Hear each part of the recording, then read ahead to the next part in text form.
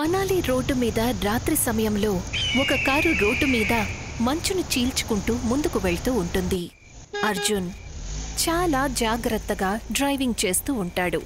అప్పుడే తన చెవులకు తన పక్క సీట్లో కూర్చుని ఉన్న తన స్నేహితుడు ఆర్యన్ మాటలు వినిపిస్తాయి. వాతావరణం మనం అనుకున్న దానికంటే చాలా మారిపోయింది. నేను మన కారుని రోడ్డు మధ్యలో ఆపేయాలని నువ్వు అనుకుంటే అది మన జీవితంలో చేసే అతి పెద్ద తప్పు అవుతుంది. అర్జున్ మాటలు విన్న తర్వాత వెనుక సీట్లో కూర్చుని ఉన్న తన భార్య దిశ కంగారు పడుతూ ఇలా అంటుంది. నాకిక్కడ దూర దూరాల వరకు హోటల్ గానీ గెస్ట్ హౌస్ కానీ కనిపించటం లేదు. సరిగ్గా చెప్పే వదిన, ఇక్కడ ఏదైనా కనిపిస్తుందంటే అది భయంకరమైన చెట్లు, ఆ చెట్ల మీద ఉన్న బోలెడంత మంచు, భయంకరమైన అడవి. మిత్రమా, ఈ చెట్లు పగటిపూట చాలా అందంగా కనిపిస్తాయి. పర్యాటకులు చాలా దూరం నుంచి వీటిని చూడ్డానికే వస్తారు. ఇక చాలా ఆపండి అర్జున్. నిధి చాలా భయపడిపోతోంది. పాపం తనకి నిద్ర కూడా పట్టడం లేదు. నిధి అర్జున్ ఇంకా దిశకి 15 ఏళ్ల కూతురు. తను ఎంతో భయపడిపోతూ, నాన్నా, నాకిది ఆలోచిస్తుంటేనే చాలా కంగారుగా అనిపిస్తోంది. ఒకవేళ మన కారు మధ్యదారిలో పాడయ్యి ఆగిపోయిందంటే మన పరిస్థితి ఏమవుతుంది? నోరు మూసుకో నిధి.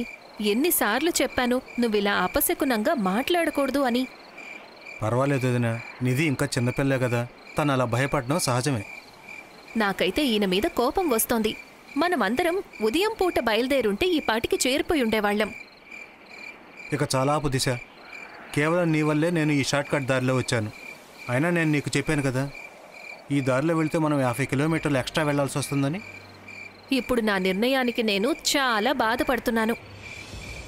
నిజానికి అర్జున్ తన కుటుంబంతో మనాలికి ఒక బిజినెస్ ట్రిప్కి వెళ్తున్నాడు. ఈ ట్రిప్లో తన స్నేహితుడు ఆర్యన్ కూడా ఉన్నాడు. కానీ మనాలి నుంచి కొంత దూరంలో వాళ్లందరూ చాలా ట్రాఫిక్లో ఇరుక్కుంటారు. అర్జున్కి ఒక షార్ట్ కట్ దారి తెలుసు. దిశ చెప్పడం వల్లే అర్జున్ ఆ షార్ట్ కట్ దారిలో వెళ్తాడు. ఇంతకీ మనాలి చేరడానికి ఎంత టైం పడుతుంది? అదే నాకు అర్థం కావడం లేదు. మనం ఈ దారిలోకి వచ్చి గంటకు పైగానే గడిచింది. ఈ పాటికి మనం చేరిపోయి ఉండాలి. అర్జున్ ఆ మాట అంటాడో లేదో అప్పుడే ఒక విచిత్రంగా కనిపించే వ్యక్తి కారు ఎదురుగా వచ్చి నిలబడతాడు. ఆ వ్యక్తి లావుపాటి నల్లని షాల్ కప్పుకొని ఉంటాడు. అతని కళ్ళు ఎంతో విచిత్రంగా మెరుస్తూ ఉంటాయి. అర్జున్ వెంటనే కార్ నుంచి బయటికి వచ్చి కోపంగా ఆ వ్యక్తితో, గుడ్డివాడివా? నీకు కనిపించడం లేదా? నేను సరైన టైంకు బ్రేక్ వేయకపోయింటే ఈ పాటికి నువ్వు నరకానికి చేరుండేవాడివి. అర్జున్ మాటలు విని ఆ విచిత్రంగా కనిపించే వ్యక్తి బరువైన గొంతుతో, మీ కారు పంచర్ అయింది సార్. నేను నా చెవులతో మీ కారు 2 టైర్లు పేలిపోవడం నేను విన్నాను సార్. ఆ వ్యక్తి మాటలు విన్న తర్వాత అర్జున్ ఎప్పుడైతే కారు టైర్లను చూస్తాడో అప్పుడు తనది నమ్మలేకపోతాడు. తను చూసేసరికి తన కారు టైర్లు 2 పూర్తిగా పంచర్ అయిపోయుంటాయి. ఓ మై గాడ్, ఇదేంటి ఇలా జరిగింది? నా దగ్గర 1 టైర్ మాత్రమే ఉంది. ఇప్పుడు ఇంత రాత్రి వేళ ఇక్కడ మనుషులెవరూ కనిపించడం లేదు. మెకానిక్ ఎక్కడ దొరుకుతాడు? కంగారు పడకండి సార్, ఎదురుగా చూస్తున్నారు కదా, అక్కడ ఒక చిన్న గ్రామం ఉంది. ఆ చిన్న గ్రామంలో మీకు హోటల్ గానీ గెస్ట్ హౌస్ గానీ దొరకదు. కానీ అక్కడ ఒక ధర్మసత్రం ఉంది. మీరు కావాలంటే మీ కుటుంబంతో పాటు ఈ రాత్రికి అక్కడే ఉండొచ్చు. అర్జున్ ఆ వ్యక్తితో ఏదో ఒకటి అనేలోగా వెనుక నుంచి తన చెవులకి ఆర్యన్ మాటలు వినిపిస్తాయి. ఏమైంది? ఏం ప్రాబ్లం వచ్చింది? నువ్వు అసలు ఎవరితో మాట్లాడుతున్నావు? అర్జున్ వెనక్కి తిరిగి చూస్తాడు. అక్కడ ఆర్యన్ నిలబడి ఉంటాడు. తనని ప్రశ్నార్థకంగా చూస్తుంటాడు. అర్జున్ ఆర్యన్కి ఆ విచిత్రమైన వ్యక్తిని చూపిస్తాడు. అప్పుడే ముందుకు చూసి తను చెప్పలేనంత ఆశ్చర్యానికి గురవుతాడు. ఎందుకంటే అక్కడ అసలు ఎవరూ కూడా లేరు. ఏమైంది? ఎవరిని చూస్తున్నావు? కారుకు ఎదురుగా ఉన్నట్టుండి ఒక విచిత్రమైన వ్యక్తి కనిపించాడు. నేను కారుకు బ్రేక్ వేశాను. అప్పుడు అతను అన్నాడు, కారు 2 టైర్లు పేలిపోయాయని. అర్జున్ మాటలు విని ఆర్యన్ టైర్ల వైపు ఎప్పుడైతే చూస్తాడో అప్పుడు అతనికి కంగారుతో చెమటలు పడతాయి. కారు 2 టైర్లు పంచర్ అయ్యాయి అర్జున్, కానీ కారు ఉన్నట్టుండి ఆగిపోయింది. మేమందరం చూసాం. బయట నువ్వు ఒక్కడివే మాట్లాడుతున్నావు. అప్పుడే అర్జున్ భార్య దిశ కూడా కార్లోంచి బయటికొచ్చి మాట్లాడుతుంది. ఆర్యన్ చెప్పింది నిజమే అర్జున్. నీలో నువ్వే మాట్లాడుకుంటూ ఉన్నావు. ఊరైతే మా అందరికి కనిపిస్తుంది అర్జున్, కానీ మాకైతే ఒక వ్యక్తి కూడా కనిపించడం లేదు. ప్రస్తుతానికి మనందరం దీని గురించి తర్వాత మాట్లాడుకోవచ్చు. ఇవాళ రాత్రికి మనం ఈ ఊర్లోనే గడుపుదాం.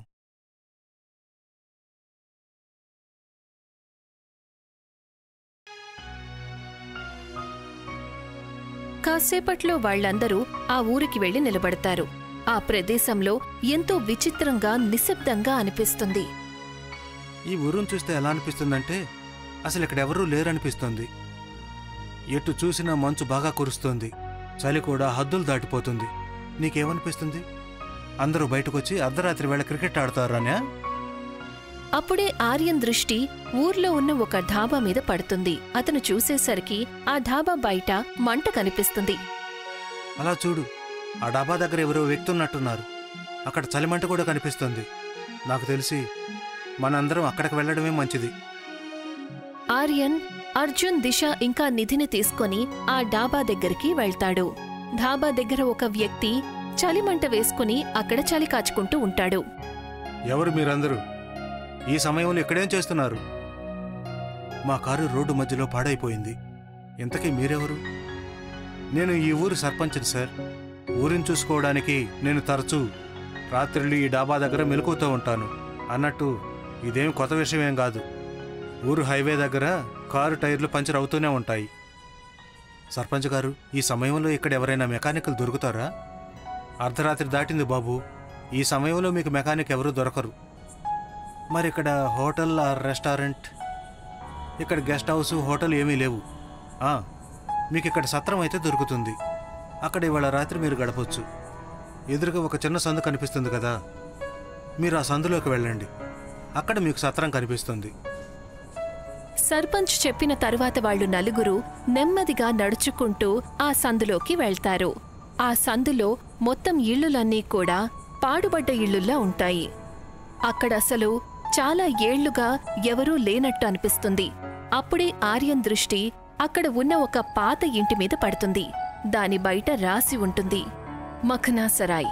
దాన్ని చూసిన తర్వాత ఎందుకో తెలీదు, అర్జున్కి ఆర్యన్కి బాగా తెలిసిన చోటులాగా అనిపిస్తుంది. విచిత్రంగా ఉందే. నాకెందుకో మనిద్దరం ఇంతకు ముందు ఇక్కడికి వచ్చినట్లుగా అనిపిస్తుంది. సరిగ్గా చెప్పావు, నాకు కూడా అలానే అనిపిస్తుంది. ఏదైతేనేం ఇక త్వరగా లోపలికి పదండి, నాకు చాలా చలిగా ఉంది. వాళ్ళు నలుగురు ఆ సత్రంలోకి వెళ్తారు. వాళ్ళు నలుగురు లోపల అడుగుపెట్టిన తరువాత సత్రం మెయిన్ డోర్ ఒక పెద్ద గాలితో ఉన్నట్టుండి మూసుకుపోతుంది. తలుపు ఉన్నట్టుండి మూసుకుపోవడంతో వాళ్ళు నలుగురు ఎంతగానో కంగారు పడతారు. ఈ తలుపు దానంతటదే ఎలా మూసుకుంది? కంగారు పడకండి వదినా, బహుశా గాలి గట్టిగా వీచడం వల్ల తలుపు మూసుకొని ఉంటుంది. నేను ఇప్పుడే వెళ్ళి తెరుస్తాను. ఆ మాట చెప్పి ఆర్యన్ తలుపుని ఎంతో బలంగా తెరవాలనుకుంటాడు. కాని ఆ తలుపు అస్సలు తెరుచుకోదు. ఆర్యన్కి భయంతో చెమటలు పడతాయి. ఇక దిశాకి ఏదో జరగరానిది జరగబోతోంది అనే అనుమానం కలుగుతుంది. నాకిక్కడ ఏది సరిగ్గా అనిపించడం లేదు. అమ్మా, నువ్వు చెప్పింది నిజమే. నా మనసు కూడా ఇదే అంటోంది. మనం ఇక్కడ ఉండటం మంచిది కాదు. నిధి ఆ మాట అంటుందో లేదో అప్పుడే ఎవరివో అడుగులు వాళ్ల నలుగురు చెవులకు వినిపిస్తాయి. వాళ్ళు నలుగురు చూసేసరికి మెట్ల మీద నుంచి ఎవరో ఒక ఆవిడ కిందకి దిగి వాళ్ల దగ్గరికి వస్తుంది. కాసేపట్లో ఆవిడ వాళ్లందరి ముందుకి వచ్చి నిలబడుతుంది.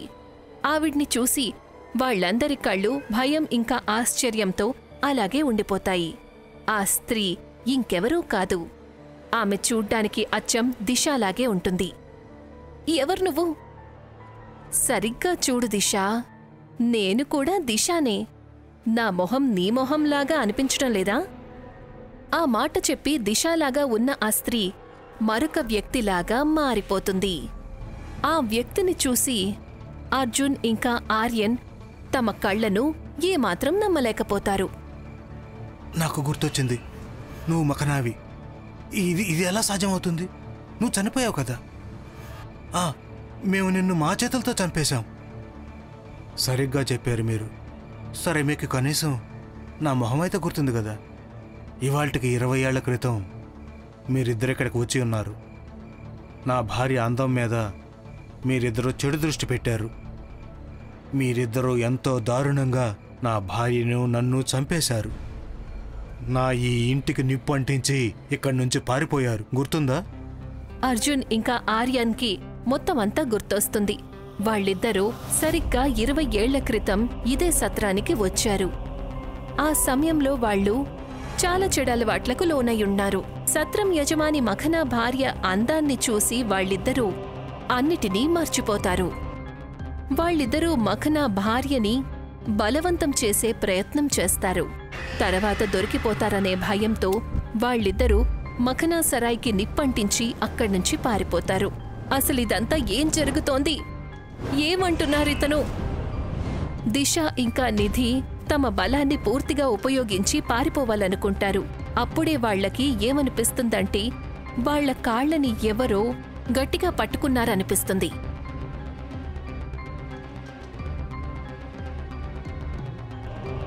అప్పుడే మఖనా మొహం ఉన్నట్టుండి భయంకరంగా మారిపోతుంది.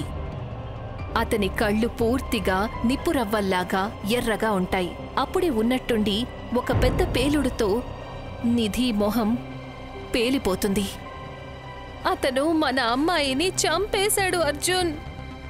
నువ్వు నా కూతుర్ని ఎందుకు చంపేశావు? అసలు నా కూతురు నీకు ఏం అన్యాయం చేసింది? ఆ మాట చెప్పి అర్జున్ తన బలాన్ని పూర్తిగా ఉపయోగించి ఆ భయంకరంగా కనిపించే వ్యక్తి దగ్గరికి పరిగెడతాడు. నువ్వు ఇలానే నా భార్యను కూడా చంపావు కదా? ఉన్నట్టుండి దిశ శరీరం గాలిలోకి ఎగురుతూ కిటికీకి ఉన్న అద్దానికి గుద్దుకుంటుంది. దిశ ఎంతో గట్టిగా అరుస్తూ సత్రం బయటికి వెళ్లి పడిపోతుంది. ఉన్నట్టుండి ఒక పెద్ద పేలుడుతో అర్జున్ ఇంకా ఆర్యన్ మొహాలు పేలిపోతాయి. మొత్తమంతా నిశ్శబ్దంగా మారిపోతుంది. మరుసటి రోజు ఉదయం దిశ కళ్ళు తెరిచేసరికి తను చూస్తుంది, తన చుట్టుపక్కల చాలామంది ఊరివాళ్లు తననే చూస్తూ నిలబడతారు. ఆ ఊరివాళ్లల్లో సర్పంచ్ కూడా ఉంటాడు. నిన్న రాత్రి ధాబా దగ్గర కనిపించినతను. ఎవరు నువ్వు? ఈ ఊరు మనుషులా లేవే? సర్పంచ్ గారు, నిన్న రాత్రి మీరు నా కుటుంబాన్ని కలిశారు కదా. మీరే కదా మమ్మల్ని సత్రం లోపలికి వెళ్లమని చెప్పారు. కానీ ఇప్పుడు మీరు నన్ను గుర్తుపట్టడం లేదా? మీరు మమ్మల్ని సత్రంలోకి ఎందుకు పంపించారు? అక్కడ మఖనా అనే భూతం, ఒక దెయ్యం ఉన్నాయి. అతను నా కళ్ళ ముందే నా కూతురుని చంపేశాడు. నువ్వు అసలు ఏం మాట్లాడుతున్నావు? నేను నిన్నెక్కడ కలిశాను? అక్కడ ఎదురుగా ఉన్న ఆ డాబాలో. కాస్త సరిగా చూడు. అక్కడ నీకు డాబా ఎక్కడ కనిపిస్తుంది? దిశ ఎప్పుడైతే వెనక్కి తిరిగి చూస్తుందో అప్పుడు తనకి అసలక్కడ డాబా ఎక్కడా కూడా కనిపించలేదు. ఆ సత్రం 20 ఏళ్ల నుంచి మూసేసి ఉందమ్మా. 20 ఏళ్ల క్రితం ఆ సత్రాన్ని మఖనా అనే ఒక వ్యక్తి తన భార్యతో కలిసి నడిపేవాడు. అంటుంటారు మఖనా భార్య చాలా అందంగా ఉండేదట. ఒకరోజు రాత్రి ఉన్నట్టుండి సత్రానికి నిప్పంటుకుంది. మఖనా అతని భార్య ఆ మంటల్లో చనిపోయారు. వాళ్ల ఎముకలు కూడా దొరకలేదు. అప్పటి నుంచి ఊరి వాళ్ళు ఆ సత్రం చుట్టుపక్కల వెళ్ళటానికి కూడా భయపడేవాళ్ళు. అంటారు మఖనా తన భార్యతో కలిసి ఇవాళ్టికి ఆ సత్రంలోనే నివసిస్తున్నారు అని. సర్పంచ్ మాటలు విని దిశాకి అంతా అర్థమవుతుంది. ఎన్నో ఏళ్ల క్రితం తన భర్త ఇంకా అతని స్నేహితుడు చేశారో దానికి ప్రతీకారంగా మఖనా తన భర్తని, తన కూతుర్ని చంపాడు అని.